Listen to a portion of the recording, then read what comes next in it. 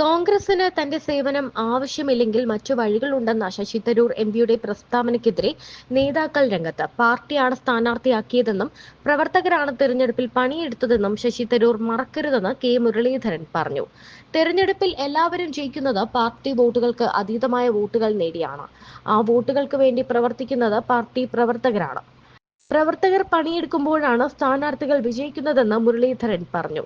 കേരളത്തിൽ നേതാക്കളുടെ ക്ഷാമം ഉണ്ടാകില്ല. കേരളത്തിൽ ഒരു കാലത്തും നേതൃക്ഷാമം ഉണ്ടാകില്ല. എല്ലാവരും നേതൃസ്ഥാനത്തേക്ക് എത്താൻ യോഗ്യരാണെന്ന് പറഞ്ഞ മുരളീധരൻ തരൂരിന്റെ പാർട്ടിക്കതീതമായ സ്വാധീനമാണ് തിരുവനന്തപുരം നഷ്ടപ്പെടാതിരിക്കാൻ കാരണമായത് എന്ന വാദവും തള്ളി. കോൺഗ്രസ് ആയതുകൊണ്ടാണ് തരൂർ വിജയിച്ചത്. 84-ലും 89-ലും 91-ലും തിരുവനന്തപുരത്ത് നിന്ന് തുടർച്ചയായി ജയിച്ചത് ചാൾസ് ആണ്. കോൺഗ്രസ് ആയതുകൊണ്ട് മാത്രമാണ് അദ്ദേഹം വിജയിച്ചതെന്നും മുരളീധരൻ കൂട്ടിച്ചേർത്തു. ആരും പാർട്ടിയിൽ നിന്ന് പോകരുതെന്നാണ് തനിക്ക് പറയാനുള്ളതെന്നും അദ്ദേഹം പറഞ്ഞു. ശശി തരൂരിന്റെ മനസ്സിൽ എന്താണെന്നറിയില്ല. അത് എന്താണെന്ന് തിരിച്ചറിഞ്ഞ് പരിഹരിക്കാൻ പാർട്ടി നേതൃത്വം തയ്യാറാകണം. ഇന്നത്തെ രാഷ്ട്രീയ സാഹചര്യത്തിൽ ശശി തരൂരിന്റെ സേവനം പാർട്ടിക്ക് ആവശ്യമാണ്. അന്താരാഷ്ട്ര വിഷയങ്ങളിൽ ഒരുപാട് അറിവുള്ളയാളാണ് തരൂർ. അത്തരം മേഖലയിലുള്ള ചർച്ചകളിൽ പങ്കെടുത്ത് പാർലമെന്റിൽ മറ്റുള്ളവരെക്കാൾ നന്നായി സംസാരിക്കാൻ അദ്ദേഹത്തിന് അറിയാം. തരൂരിന് മികവ് പുലർത്താൻ സാധിക്കുന്നത് ദേശീയ രാഷ്ട്രീയത്തിലാണ്. ഇവിടെ കേരളത്തിൽ ഞങ്ങളെപ്പോലുള്ള സാധാരണക്കാർ പോരെ എന്നും മുരളീധരൻ ചോദിച്ചു.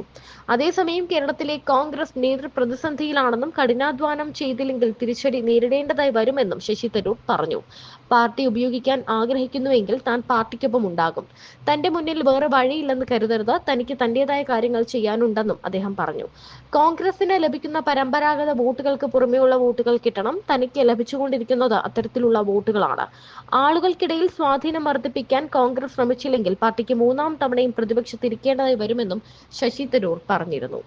മുഖ്യമന്ത്രി സ്ഥാനാർത്ഥിയാക്കണമെന്ന് നേരിട്ട് പറഞ്ഞില്ല എങ്കിൽ പോലും മുന്നണിക്ക് പുറത്തുനിന്ന് വോട്ട് കിട്ടിയില്ലെങ്കിൽ മൂന്നാമതും പ്രതിപക്ഷത്താകുമെന്നും താൻ ജയിച്ചത് അപ്രകാരമാണെന്നും പറയുന്നതിലൂടെ അദ്ദേഹം ഉദ്ദേശിക്കുന്നത് അതാണ്. തന്റെ കൺമുന്നിൽ മറ്റു വഴികളുണ്ടെന്നും അദ്ദേഹം പറയുന്നുണ്ട്.